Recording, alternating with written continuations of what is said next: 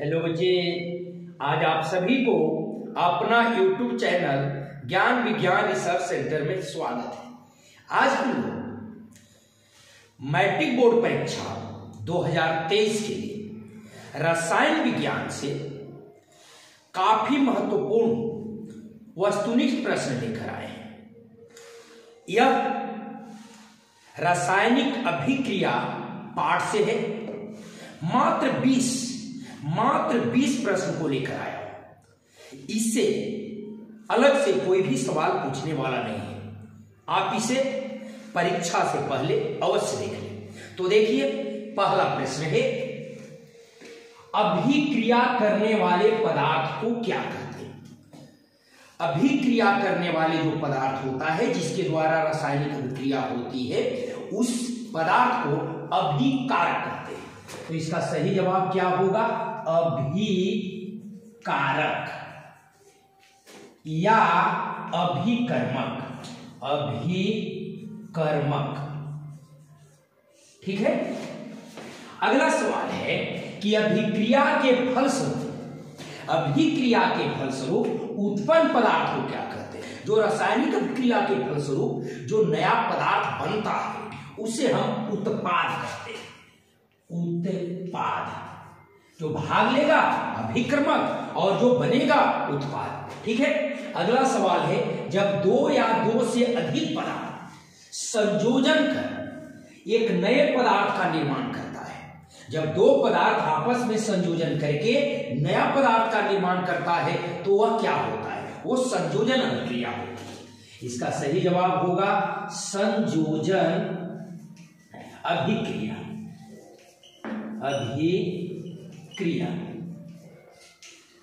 अगला सवाल देखिए, जिन अभिक्रिया में ऊष्मा उत्सर्जन होता है, यदि ऊष्मा का उत्सर्जन होता है जिस रासायनिक अभिक्रिया में, उसको हम लोग कहते हैं ऊष्माक्षेपी अभिक्रिया। ऊष्माक्षेपी अभिक्रिया। इसी प्रकार से सवाल आ सकता है कि जिसमें ऊष्मा का अवशोषण होता है तो ऊष्मा शोषी अभिक्रिया। चलिए, यह है पदार्थ से ऑक्सीजन का जुड़ना क्या कहलाता है? यदि कोई पदार्थ से ऑक्सीजन जुड़ रहा है तो उस अभिक्रिया को ऑक्सीकरण कहेंगे या उपचयन कहेंगे। उपचयन या फिर ऑक्सीकरण। बहुत महत्वपूर्ण प्रश्न है, आप इसे अवश्य देखिए। अगला सवाल है, संगमरमर का अणुसूत्र क्या है? संगमरमर कहो, खड़िया कहो या चूना पत्थर कहो, सभी का अणुसूत्र है कैल्शियम कार्बोनेट, CaCO3। चलिए, अगला सवाल है, जिसमें एक रासायनिक पदार्थ टूट करके, कोई एक रासायनिक पदार्थ टूट करके यदि दो या दो से अधिक नया पदार्थ बना लेता है, दो या दो से अधिक नया पदार्थ बनता है तो वह टूट रहा है, तो या तो वियोजन होगा नहीं तो अपघटन होगा। दोनों लिख सकते हैं, वियोजन या अपघटन। वियोजन अभिक्रिया कहिए या फिर अपघटन अभिक्रिया कहिए। चलिए, अगला है, अमोनिया को ऑक्सीजन में जलाने पर, यदि अमोनिया को ऑक्सीजन में जलाया जाता है तो जलाने पर कौन सी गैस बनती है ना? तो जब हम लोग अमोनिया को ऑक्सीजन में जलाते हैं तो नाइट्रोजन गैस का निर्माण होता है, N2, नाइट्रोजन। अगला सवाल बहुत काफी महत्वपूर्ण है। देखिए, निम्न में कौन ऑक्सीकारक और अकारक, ऑक्सीकारक और अकारक दोनों में? तो ये देख रहे हैं हम लोग, ये पोटेशियम क्लोराइड, पोटेशियम परमैंगनेट, फिर यहां देख रहे हैं हाइड्रोजन पर ऑक्साइड, ये हाइड्रोजन सल्फाइड। हाइड्रोजन पर ऑक्साइड जो है यह दोनों है, ऑक्सीकारक भी होता है और अकारक भी होता है। चलिए, तो सही जवाब मिला हाइड्रोजन पर ऑक्साइड। आगे, फेरस सल्फेट से लोहा को फेरस सल्फेट से लोहा को कौन सी धातु विस्थापित करता है? यदि फेरस सल्फेट से लोहा को अलग करना है तो वह, यदि जिंक है तो वह उसे अलग कर देता है। इसका सही जवाब होगा जिंक, जस्ता। अगला सवाल, कैल्शियम कार्बोनेट को गर्म करने पर, जब हम लोग कैल्शियम कार्बोनेट को गर्म करते हैं तो कौन सी गैस बनती है? यदि कैल्शियम कार्बोनेट को गर्म किया गया तो कली चूना में टूट जाता है और उसके साथ जो गैस निकलता है वह कार्बन डाइऑक्साइड है। काफी महत्वपूर्ण प्रश्न है, बहुत ही इस पाठ से मुख्य प्रश्न को लिया गया है, आप इसे देखना ना भूलें। देखिए, ये जो गैस बनती है वो कार्बन डाइऑक्साइड है। सही जवाब है। अगला सवाल, सिल्वर क्लोराइड को सूर्य के प्रकाश में रखने पर क्या प्राप्त होता है? सिल्वर क्लोराइड को सूर्य के प्रकाश में यदि रखा गया तो वह बनेगा सिल्वर, चांदी, है ना, या सिल्वर।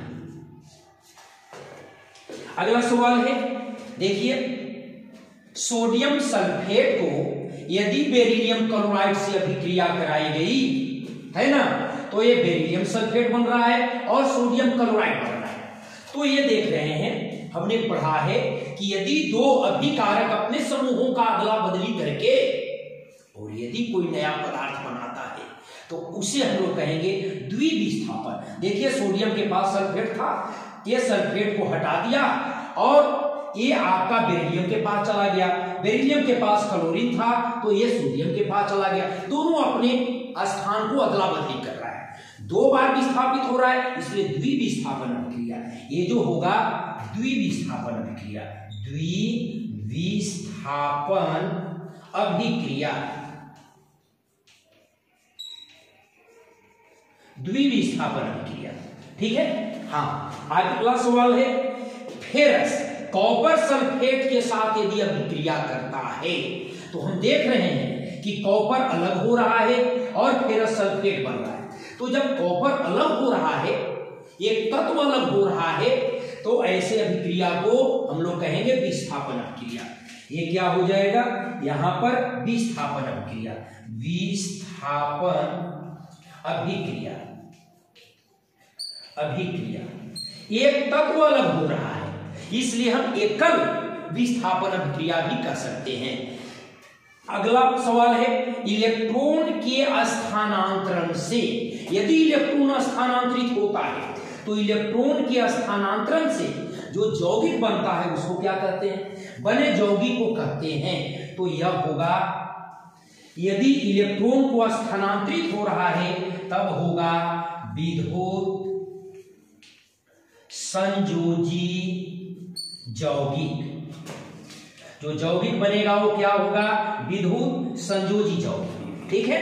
हाँ, अगला सवाल, श्वसन किस प्रकार की रासायनिक अभिक्रिया है? जो हम लोग श्वसन करते हैं, इसमें ऑक्सीजन को लेते हैं, तो यह जिसमें ऑक्सीजन को लिया जाता है उपचयन है, उपचयन अभिक्रिया होगा। ठीक है। चलिए, अगला सवाल है, एक पोटेशियम हाइड्रोक्साइड यदि एक कास्टिक पोटास यदि हाइड्रोजन नाइट्रिक अम्ल से अभिक्रिया करता है, ये क्षार है और ये अम्ल है, यदि क्षार अम्ल से अभिक्रिया कर रहा है और यहां पर लवण बन रहा है, पोटेशियम नाइट्रेट और जल बन रहा है, ठीक है, तो जिस रासायनिक अभिक्रिया में यदि अम्ल और क्षार अभिक्रिया करके लवण और जल बनाता है तो कहता है उस अभिक्रिया को क्या कहेंगे? तो उदासीनीकरण अभिक्रिया। इसका सही जवाब होगा उदासीनीकरण अभिक्रिया। इस अभिक्रिया का नाम क्या है? उदासीनीकरण अभिक्रिया। अगला सवाल, कली चूना पर जब जल डाला जाता है तो कौन सी अभिक्रिया होगी? यदि हम कली चूना पर जल डालते हैं तो हम देखते हैं कि वो पानी को गर्म करने लगता है और उससे उष्मा निकलती है। इसका मतलब जिस अभिक्रिया से उष्मा निकलता है, हमने पहले भी बताया, वह उष्माक्षेपी अभिक्रिया।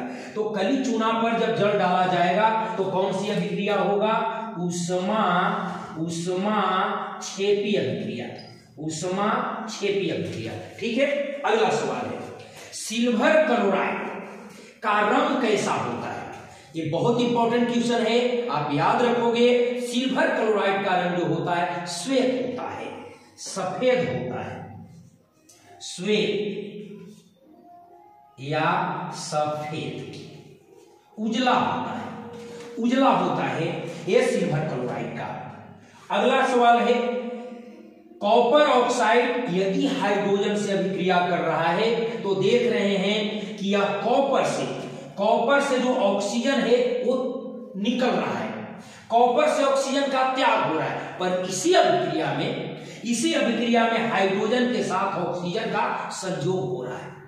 तो जिसमें संयोग होता है उपचयन कहते हैं, जिसमें त्याग होता है अपचयन कहते हैं, और दोनों एक ही रासायनिक अभिक्रिया में हो तो इसको हम लोग कहते हैं रेडॉक्स अभिक्रिया। रेडॉक्स अभिक्रिया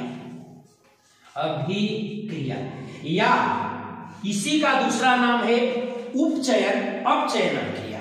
चलिए रासायनिक अभिक्रिया पाठ से मैट्रिक बोर्ड परीक्षा 2023 के लिए इस पाठ से 20 को काफी महत्वपूर्ण वस्तुनिष्ठ प्रश्न को लिया है। आप इसे देखना ना भूलें, अवश्य देख लें। और यदि ये वीडियो अच्छी लगी हो तो आप इस चैनल को लाइक, सब्सक्राइब, शेयर जरूर करें। सुझाव हेतु कमेंट भी करें। धन्यवाद।